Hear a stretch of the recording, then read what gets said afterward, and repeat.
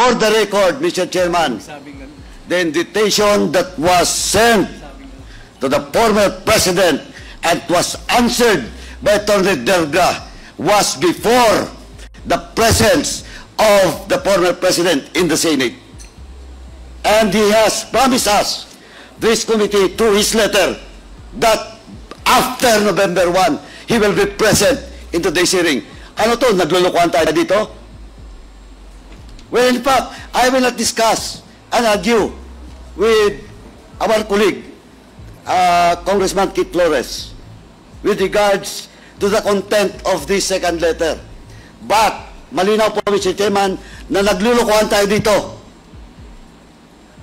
Naglulukuhan tayo dito because the first letter promised us that he will be present after November 1. Kung hindi tayo naglulukuhan dito, eh ano? Natatakot siya? Na pumunta dito?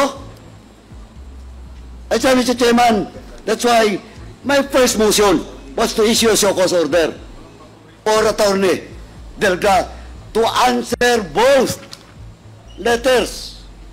And, Mr. Chairman, and I would like to reiterate once again that we should invite again the former president to be present in the next hearing.